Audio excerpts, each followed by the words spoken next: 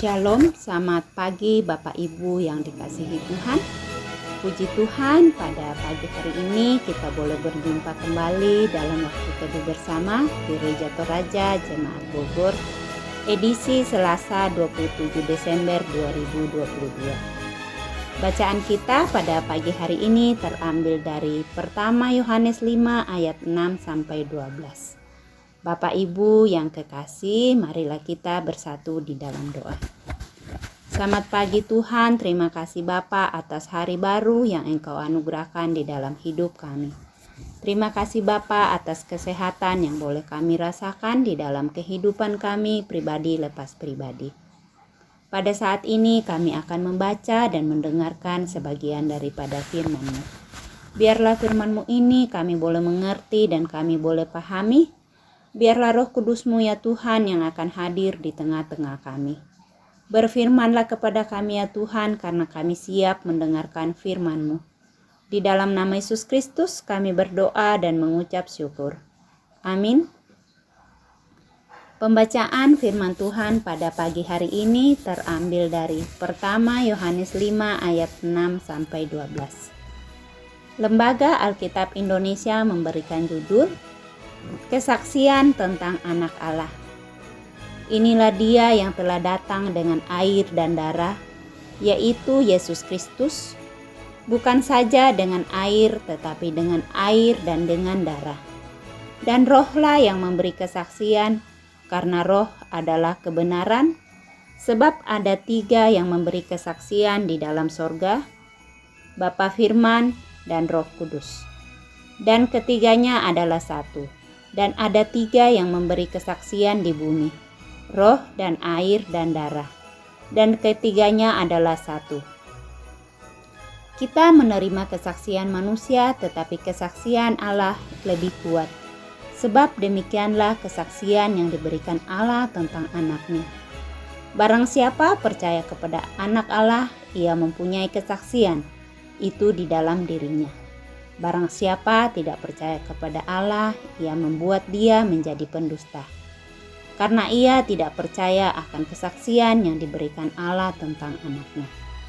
Dan inilah kesaksian itu, Allah telah mengaruniakan hidup yang kekal kepada kita dan hidup itu ada di dalam anak-Nya. Barang siapa memiliki anak, ia memiliki hidup. Barang siapa tidak memiliki anak, ia tidak memiliki hidup. Demikian pembacaan firman Tuhan pada pagi hari ini. Amin. Tema kita hari ini adalah kesaksian tentang Yesus. Kasakbian Diona Puang. Yesus, siapakah yang layak jadi saksi? Tentu mereka yang melihat dan mengalami peristiwa yang akan dipersaksikan. Lalu bagaimana dengan kesaksian tentang Yesus sebagai juru selamat dunia?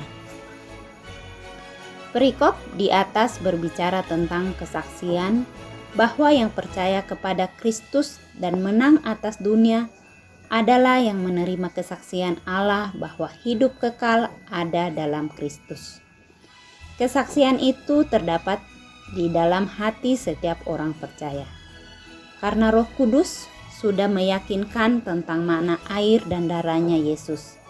Ayat 8, yaitu baptisan Yesus yang merujuk kepada identitasnya sebagai anak Allah dan kematiannya yang menjadi dasar persekutuan kita dengan Allah.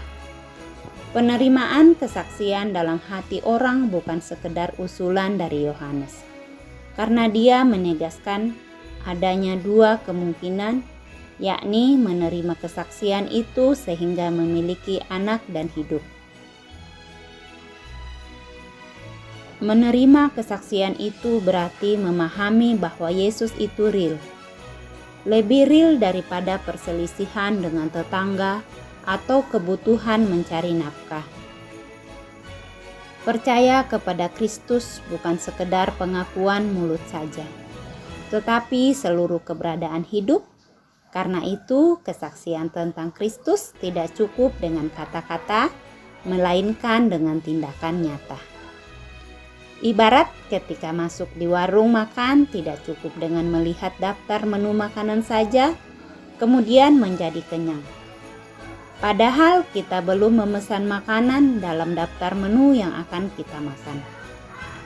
Demikian pun dengan kesaksian kita tentang Kristus, kita harus menjadi surat Kristus yang dapat dibaca oleh semua orang. Pemberitaan Injil adalah menikmati Injil itu sendiri melalui karya dan tindakan nyata lewat perjumpaan dengan sesama. Amin.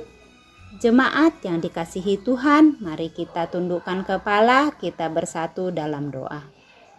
Bapa, kami bersyukur buat firman-Mu yang pada pagi hari ini boleh kami dengarkan. Terima kasih Tuhan atas firman-Mu yang senantiasa mengingatkan kami. Percaya kepada Kristus bukan sekedar pengakuan mulut saja, tetapi seluruh keberadaan hidup. Karena itu, kesaksian tentang Kristus tidak cukup dengan kata-kata, melainkan dengan tindakan nyata kami. Tuhan, saat ini kami berdoa untuk pemerintahan kami, mulai dari pusat sampai ke pelosok tanah air. Biarlah Engkau ya Tuhan yang akan memberikan hikmat dan kebijaksanaan dalam mereka memimpin negara kami. Kami juga berdoa untuk saudara-saudara kami yang Engkau berikan berkat yang melimpah. Kiranya Engkau Tuhan yang akan memberkati setiap usaha yang dilakukan.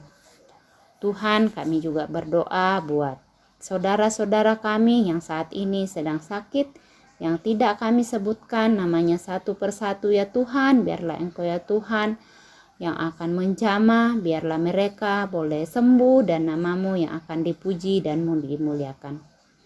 Tuhan, kami juga berdoa untuk jemaat-Mu yang sedang berduka.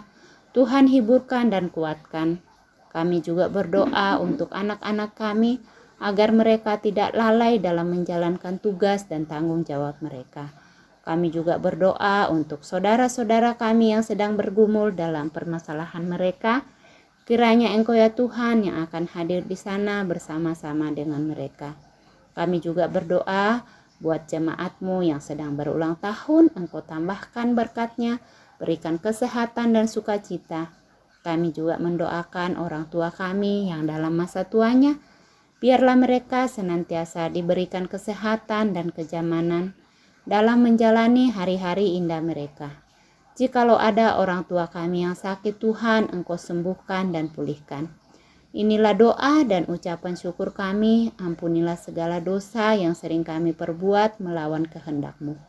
Dalam nama Yesus Kristus kami berdoa dan mengucap syukur. Amin. Demikian saat teduh kita pada pagi hari ini. Tuhan Yesus memberkati. Selamat pagi dan selamat beraktivitas.